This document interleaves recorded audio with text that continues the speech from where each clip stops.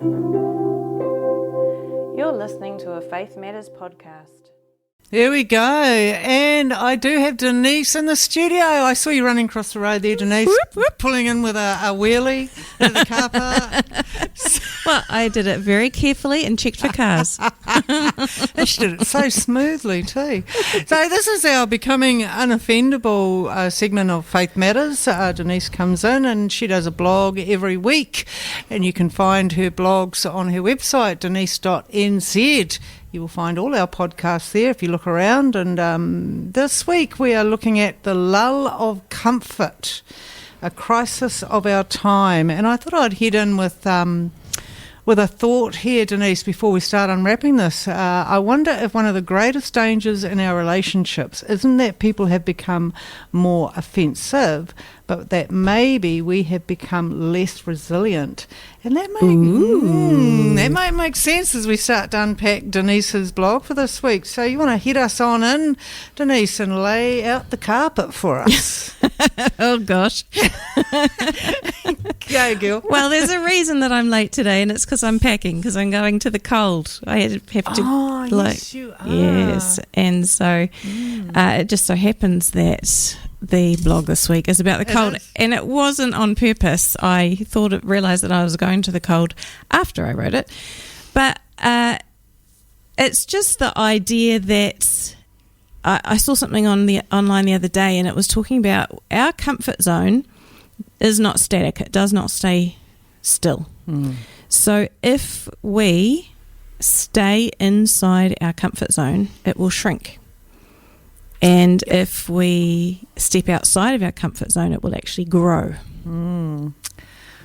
Yes, well, when I think of stay inside the comfort zone, I'm thinking about my fire at home, being quiet, doing my crocheting, really boring stuff to everyone else, but things that I love. And like having people who are co-hosting with you on the radio, like turning up a few minutes before they're supposed to be on air. Yeah, that's the one. Like, that's comfortable. Our friend Denise right here.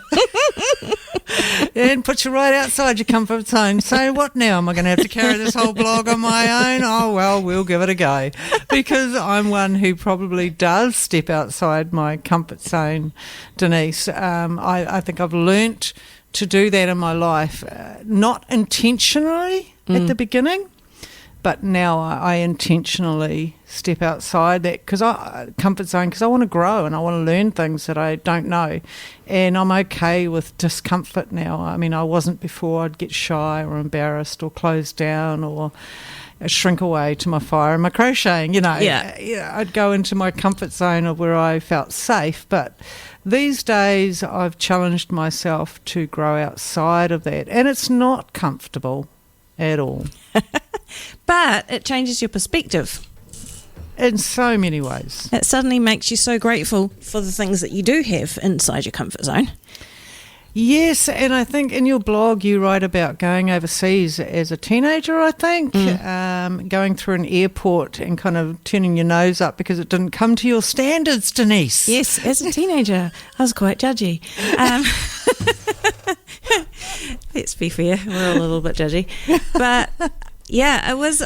I was with a group of teenagers and we were going into one of the little Pacific islands, and there was this building that was their airport, and I can remember flying in and just kind of going, ugh, like that's not quite as nice as Auckland Airport.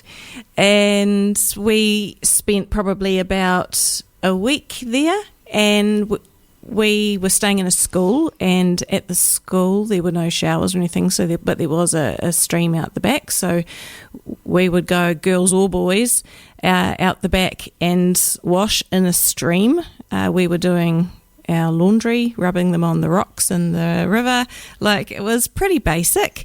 Driving around the islands, I mean, they were falaise, so a lot of the houses didn't have walls. They have sort of pillars and a little bit of a area that defines where the house is with a roof, but it's so hot you want the air coming through as much as possible. So it was just so different to what I was used to here. And when I left a week later and I had to go out through the same airport, I realised that building that I had turned my nose up at the beginning of the week was the loveliest suddenly building that I had seen the entire time I was there. And it just made me realise, like, because I noticed it so markedly when I arrived and when I left, I could see the difference that just roughing it a little bit had made. I mean, it's the same effect if you go camping. Suddenly when you're outside in a tent and you might be freezing, or you might get mosquito bites, or you might, whatever you might encounter, and then you go home to your comfy bed and you're just like, oh, I'm home. This is so good. Yeah. Yeah. I think for me, when I think of my younger years, when I first was looking at renting and leaving home and being on my own, although I had ventured out on my own many times before I actually left home. And many have heard that little bit of a story, and I'm not going to get into it, this particular blog that you're doing. But when I think about what the responsibility was to go out and look for a place, and I remember a time when I was in between places. I was actually living in Taumaranui at that time. I was working in the sheds as a rousey. And for whatever reason, I didn't lose my home, but for whatever reason, I can't even remember now, I couldn't find a new rental. Mm-hmm. And I had my daughter, and she was very young. She was 5-year-old, just starting school. And we ended up sleeping in the car for many nights. Oh, wow. And I had no real family down there and nobody to kind of turn to. So I had to make things happen for myself. So here we were, my little girl and me, and I had an old Maree Oxford 1956. Really? Really, Denise. Yes, I was the second owner on it. She was an old beauty, but she was extremely cold too. And I had all our stuff packed in the back, and my little girl and me sleeping out. I'd just find places to sleep in the car, and then I had to go into the township of Taumaranui, and talk to people and try and find accommodation. I think I wasn't able to work for a while, which was okay because I was working in the sheds and I was with a team, but they were able to, fill my gap. But the fact is, the pressure of that, I remember thinking, who do I talk to? What do I do? How do I make what I need to make happen? And I've got my daughter, and we've only got a car, and she's just an old beauty, but how safe are we? And it was just so many, how do we eat? How do I manage all of this? Yeah, it was, and so even though I can think of many times I stepped out of my comfort zone as a teenager, I think this particular time was when I felt responsibility of family. Yeah. Yeah, and so it wasn't just me stepping out of this comfort zone, it was my daughter as well. And I felt that, just the huge responsibility of that, and what do I do? How do I make this happen? But I did, and it forced me to talk to strangers pretty much. Yes. And really have to forge forward to make something happen. In a position that I wasn't expecting to have happen in my life. So, but it taught me a lot, Denise. It really, I can imagine. It really did. Taught me how cold it is.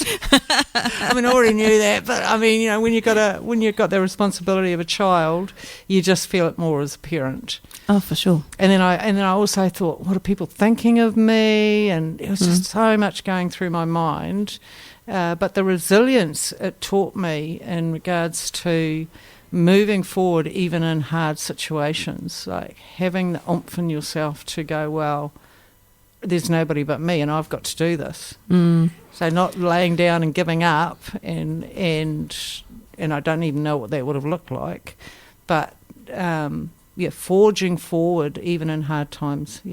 I think that word resilience is a really good one, and in this context I think sometimes the word resilience can get bandied about nowadays, but I think we took it for granted when we were young. we were resilient because life was so uncomfortable from time to time, and so we just were. When things came across our path, we could just deal with it. But I think perhaps the reason that it's become more of a focus now is because we are so comfortable often that we need to build resilience, because if we're always comfortable, we don't really have it. Suddenly when we experience discomfort, it's like the world's ended, because it's just so unusual. Yeah, that's an interesting concept for me, because I find that a difficult. I didn't come from comfort. No. So, cold nights or having to do things I didn't want to do, they're all part of my makeup. So I think I have a lot of resilience there, but I haven't realised that other people may not have that, and maybe this generation is a lot more user-friendly. I don't know if that's the right word to put in there, that things happen, or that there's devices, or there's different things that fill the gap. Yeah, well, we've got automatic entertainment, haven't we? That think about even being bored when you're young. Again, I saw this hilarious. There's this lady doing a reel the other day, and she just had all of these ideas. Don't you say that you're bored in my house. If you say that you're bored in my house, and she was she was like, "There's a mop looking for a friend," and she had just all these that one, very funny little phrases, and I was just like, "Oh, that's very clever."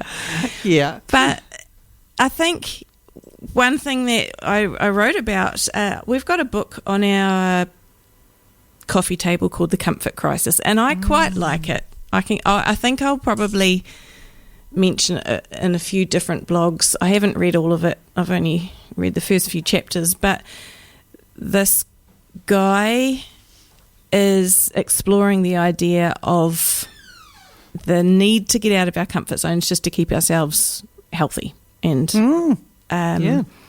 he talks. So I picked it up. I was like, what am I going to focus on here? Because there's this massive book, and there was this page. It was page 21, 22.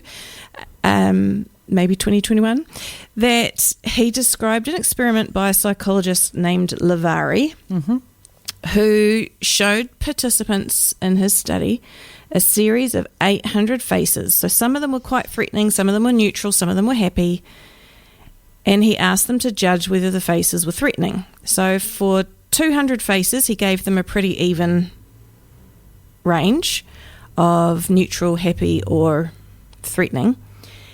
But after 200 faces, he deliberately reduced the number of threatening faces, but he didn't tell the people that he'd done that. And all of a sudden, they were finding all these threats in the neutral faces because they'd been primed, tell us whether or not this is threatening. So they were looking for threats. And just looking at these neutral faces, suddenly they looked... they found the negative in it. I think even just when you look at a friend, we've talked about this before, when you see their resting face and you're like, are they mad? Yeah. So what have I done? What have I did? What did I do wrong? Yeah, so I didn't see the faces. I don't know what they looked like. But he found with all his different participants that even when he kind of withdrew the threatening faces, they were still finding threats. So he came up with a thing called prevalence-induced concept change, or problem creep. So the idea is if life gets easier, or if things are less threatening, you actually move the goalposts. You don't become happier. So one of the examples he gave for problem creep actually was if you go through security at an airport, and if suddenly everybody didn't bring their scissors longer than 20 centimetres and had all of their liquids in the right sizes in their little plastic bags, and nobody brought in fruit or meat, or all of a sudden everybody was following all the rules, he said, would the customs officers just start becoming more lenient, just passing people through, or would they start looking for threats in people who were completely neutral? And I thought, I don't know. I hope they'd be happier. But he said, interesting. Would we become complacent? Sorry. Yeah. If everyone was following the rules for a long period of time, that's what you're saying, would the security guys go, oh, it's all good, let's just loosen the rules a little bit and just let people through. They look fine. They look like they'll be good. No, he looks good. She looks good. That's fine. But they're primed to look for threats. So his question was, would they start finding something a higher standard?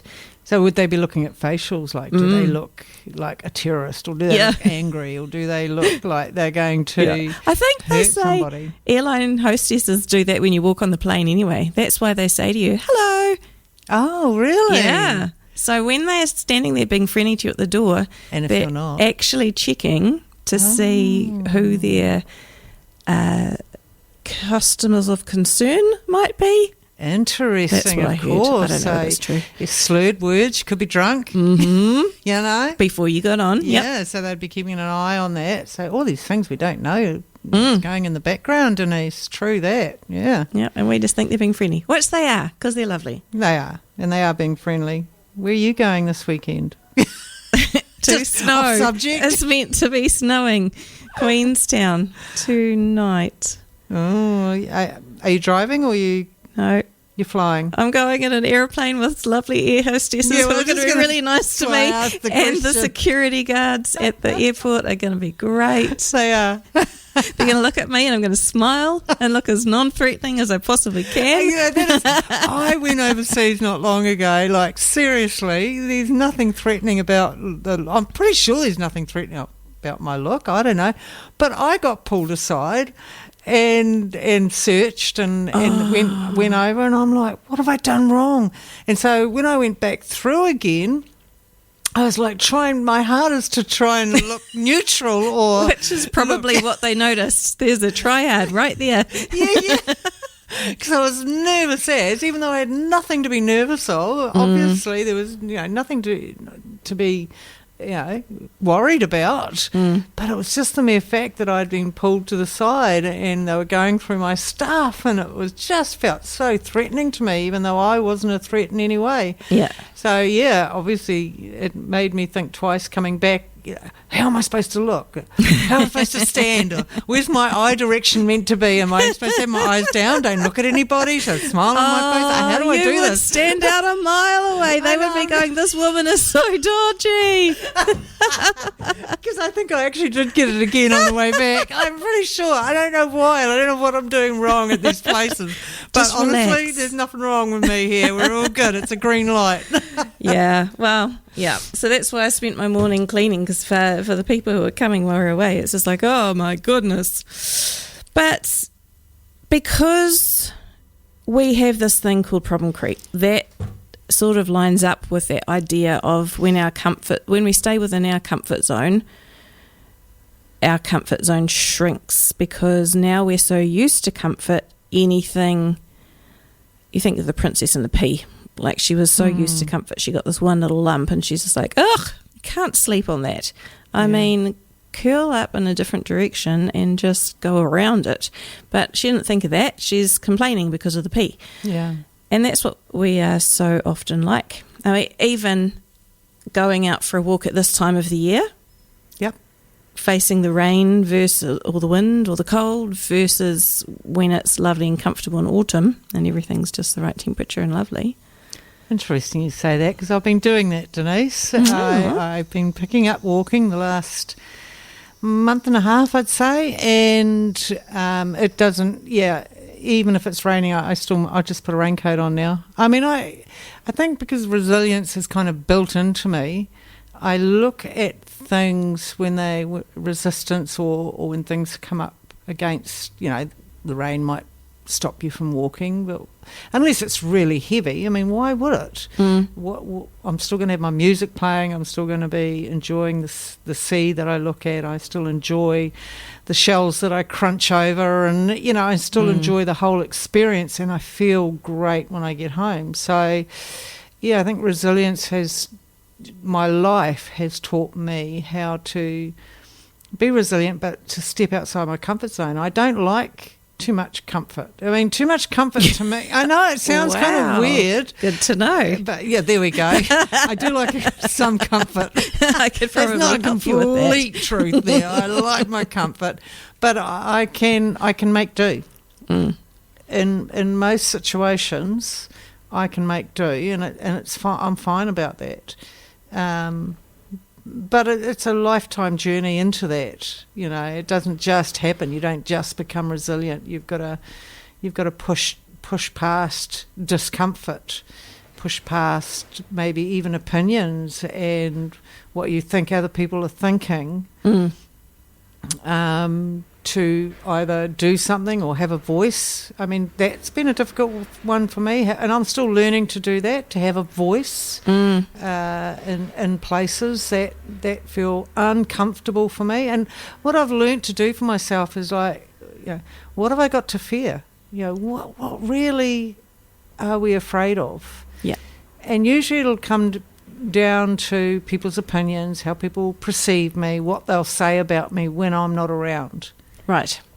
Yeah. And if we were to fall into that trap, then we start to become overthinkers, and we've talked about that before too, haven't we? And, you know, I can be a good overthinker, but I'm learning through becoming unoffendable that that's not a cool way to be, and you can put a full stop at the end of your thinking and shift. I mean, I know that through counselling as well, but you know, to not be swayed by what you think others are thinking or perceiving or saying is a huge load off your nervous system. So your nervous system's really thankful when you stop doing that. And yeah, like I said, for me, I started questioning, what am I afraid of? What have I got to fear? Right. Here? And has it always worked? No. But it does, the more I use it, the less I become fearful. So I think I was often driven by what I thought others thought of me, or what, you know, my speech isn't always eloquent. I'm dyslexic. I can say words backwards. I can structuring something out through the written word can be difficult for me. There's things that I struggle with that others find really easy. You know, but the more I practice and the more I test things out, I realise I can still function. I just got to trust myself and have enough love for myself, for me, that I'm a good person. And you're doing your best, Maree. I think that's another thing I use. You're doing your best, Maree. Yeah. That's the best you can do. Like, if anyone doesn't like that, well, that's really not on my shoulders. Yes. It's their response. I think there's a stage of life, perhaps like when you were younger and had little ones and didn't have such perhaps a settled existence as what you have now. You learnt a lot of skills, which is fabulous, but I think a lot of us, we get to a stage of life where things are more settled and we do get used to a certain way of doing things, and that becomes comfortable. And so, I mean, you started to bring it around to relationship a few minutes ago, that when we're in relationship with people, I mean, people, if you're in business, people are like the best of business and the worst of business, aren't they? Even your colleagues or whatever, it might be clients, whatever it might be, you can have these amazing connections and you can have these major disasters and everything in between. So in a environment like that, or even around the community, you can come into contact with people that don't approach things the way that you do. And I think if you've had enough experience of different ways of having to get through, you can kind of take that in your stride. But for some people who are really comfortable, it's hard to think about a different perspective that is outside of what they're used to. So that's really difficult, Denise, for people who have stepped outside the comfort zone, because we would look back in and go, why are you so unmovable? Why are you so maybe even stubborn? And why can't you listen to another point of view without, you know, the roof coming off? Why can't we hear outside of what we agree with? Hear another person, regardless whether we agree or not. It doesn't really matter at the end of the day unless you've heard them. I find it, I don't know, I'm struggling a little bit with that because, it just all comes about me, doesn't it? And what I say. That's actually the idea that I started to get as I talked about this idea of the comfort zone shrinking. If it shrinks too much, you're really the only person who can fit in it. Absolutely. Nobody else and no other way of doing things can fit. And I guess if you observe somebody who's really unwell, say they're in hospital and their world really has shrunk, and you go and talk to them, often, depending on how much pain they're having to endure, their world does become about them because it's survival. But they have to, because everything outside of that comfort zone is so painful, and they just have to focus that small. I have less extreme example of just over the years when my back's been sore, there's been certain things that I just stopped doing because I wasn't going to put myself in a situation where I might slip over or where I might have to lift something heavy or whatever it might be over the years. But then as my back has strengthened, the challenge is, am I going to start doing some of the things that I used to do? While we were travelling around last year, I had somebody say to me, right, 7 o'clock in the morning, you're going to jump into the lake with me? And I was just like, they said to me, did you bring your togs? I was like, no, I didn't. But, and I thought through what I had. I was like, but I've got some lightweight clothes that I could jump into the lake fully clothed, which I did. And I thought, it is a long time since I've done anything that spontaneous, because it's just like, no, out of my comfort zone. I'm cold and I'm stiff at that time of the morning, and I'm just, what if I slip over? What if we get sick while we're travelling? Right. And actually I just went, oh, come on, just do it. Yes. So I did, and it was like cold outside the water, but it was way warmer than it was inside the water. The water itself was freezing. I love what you said there. Come on, just do it. Yeah. I think those are the places I've come to, Denise. Like, come on, girl. Just do it, Yeah. Just do it and see what happens. That to me, it's. I've talked about this before. It's like new ground. We can either sit in the old ground of what we know, or we can step into the new ground. What is the new ground? And I always find new ground exciting because I don't know what's going to happen. I don't know the response. I have no idea this is new ground to me. And so I see it as exciting now, rather than something that is shame-based or embarrassing or whakama, which is a Māori word for just really for being shy or, stepping back, because you don't want to be seen, because to be seen is to be known. And if you're known, no longer in my comfort zone, are we? Yeah, that's true. Oh, man. Yeah. I mean, I think of that morning that I jumped in the lake, and I would say it was exhilarating. It makes a great story. Yeah, exactly. You wouldn't have had that story if you didn't do it. You'd have just like, I was the one that didn't go. Yeah. Well, I had that once. So we were actually at the Vatican, and the Pope, the last one, or maybe the one before that, John Paul II, I think it was. No, the guy after him, sorry, came through, and we knew he was coming in, but we thought he was meant to be coming in through a different door. But where we were standing was the way that he came in, and he shook everyone's hands along the line. And I saw he shook my brother-in-law's hand, and I was just like, and as I turned to him to go, exciting, my hand moved back, and so he bypassed my hand. Denise. And I was the one who missed the moment. Didn't shake the Pope's hand. I was just like, oh man, that makes it so much more complicated than I got to shake the Pope's hand. I was the one who didn't get to shake his hand.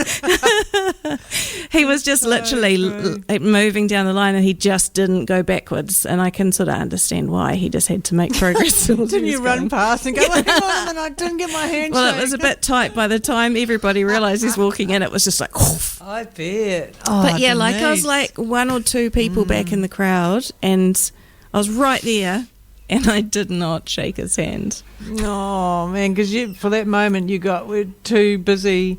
Hey! Can you see? I got too excited. Oh, dear. There we go. We do it perfectly, Denise. We're perfectly imperfect. Timing.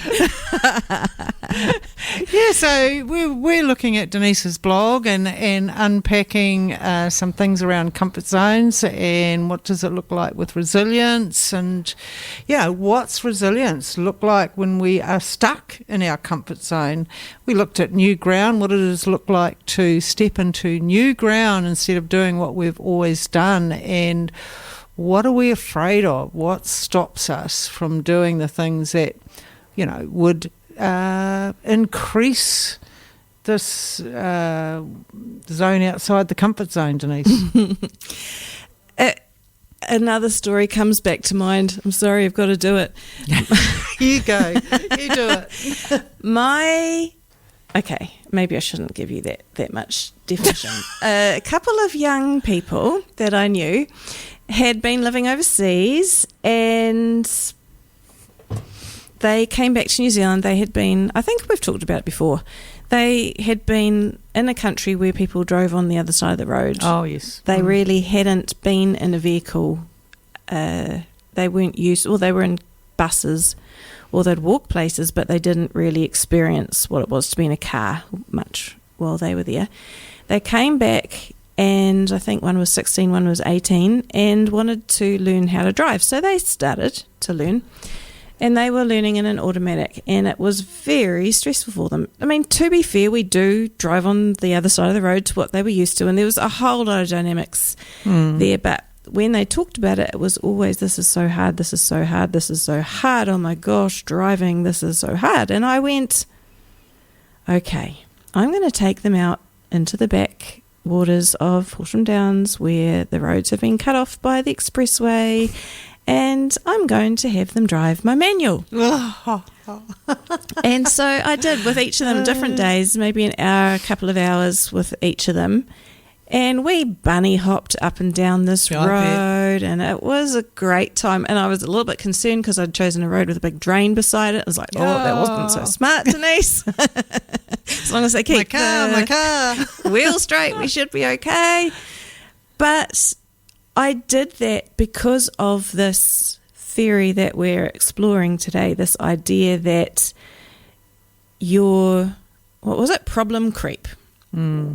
When things get easier for you, you move the line, move the goalposts as to what you're satisfied with, what you're dissatisfied with. So I actually used it in reverse. These girls were going, this is so hard. So I thought, if I can stretch them beyond what they're actually going to have to do in their automatic, perhaps suddenly driving the automatic is not going to seem so daunting. And it worked because I stretched them outside of their comfort zone. Yeah. So I think when we talk about doing things outside of our comfort zone, it's really easy to think that it has to be something massive, and it actually doesn't. It could be, in this rain today, putting on a raincoat and going and splashing in a puddle. I mean, that's even then. You might not want to do that. But even just stepping outside the door and just standing in the rain with a raincoat on and just remembering what that feels like. Yeah. You might giggle, you might laugh, your endorphins might go up, and oxytocin's feeling pretty good right now. I'm talking about our chemical balance in our body, and it's all affected. So if we're feeling down, maybe we are too far in our comfort zone, and we need a new experience to kickstart the battery and to make it alive, feel like we're alive again. When I got near the end of this blog, I talked about stretching. So as I say, it doesn't have to be a giant leap outside of your comfort zone. It could just be stretching something that you already do. And I was thinking about, again, with my back, if I hold a gentle stretch, which is not my norm, like I like to go, okay, how far can I go? And sort of go straight there and just and hold it and brace. And it's like no part of my body is easing into that stretch. It's like this is the end of my range of motion, and I'm proving it right now, which is very different from a gentle stretch, not going as far as I can, but going so I can feel a stretch, but it's comfortable. See, we're not all the way out of our comfort zone, but we can feel it. You're opening the door. Yeah. And then just hold that. And what happens is the muscles in my, whether it's my hamstrings or whether it's my lower back or whether it's whatever muscles I might be stretching, start to ease off. If I do certain hip movements, I can hold that hip movement and my psoas that's going through my abdominal and holding everything tight in the middle there, I can feel it ease off. And that's what I'm after, because I need to be able to get some sort of elasticity with all that tension, actually allowing that tension to let go a little bit. And then maybe I might be able to reach a little bit further. Yeah, so good. Because you're using the analogy of, a bad back and stretching muscles, but that translates into our everyday life, into our thinking, into how we respond to things. What might we want to stretch a little bit today? Could we be more forgiving? Could we be more engaging? What is the stretch for you out there as you're listening? What stretch could you do today that isn't going to send you into overload and spasms, so to speak, but just a gentle stretch where you can feel the stretch, but it's not overwhelming for you? What might that be if you want to get out of your comfort zone? And depending on who you are and what your situation is, for some people it might be a physical, actually getting out of your comfort zone. But I mean, with becoming unoffendable, we are talking about relationships. So maybe it's even at the dinner table, just thinking of a question that everybody around the table, or even just yourself if you're there alone, could ponder over the meal. So what's one thing that happened today that you're thankful for, or what was the worst thing that happened to you today?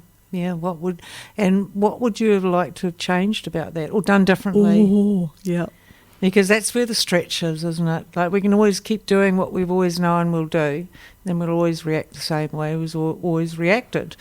But what is that little stretch that we could bring in that's new ground, something we haven't experienced before? What about holding eye contact with your loved one?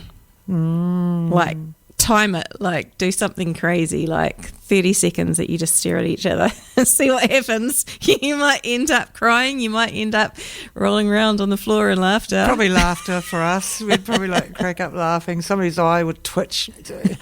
Something was going to happen that we'd be like, oh. I mean, just sitting there staring at something, that's not a big stretch, but that can be really hard.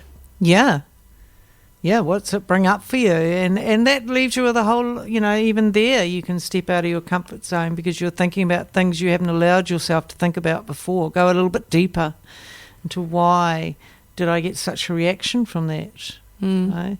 And you don't even have to talk to anyone else about that, just yourself and God. If you have a faith, I mean, that's a beautiful place to bring God in when we're struggling with something within ourselves that we don't want others to see because it's uncomfortable. So we can take it to Him and place it there and get His thoughts on that. I know I've done that many times, and it's changed my life and how I viewed myself. Actually, that for somebody could be stepping outside of their comfort zone. It could be, what about that thing that's been on your mind, actually praying about it? There, yeah. A great place to give that a go. And it's not going to cost you a cent. All it's going to cost you is maybe, well, is it a cost when we learn something new? It might cost you a change in your life. It may cost you some pride. Yeah, there we go. Some humility. But isn't that a beautiful thing to develop in our humanness, is the things that we're trying to avoid. And we can stay. If we avoid, we can avoid at all costs used to be my motto. avoid at all costs, like a little robot. Avoid, no, danger. You did it so well. It's like you practiced it. So well. That was my little motto. Avoid.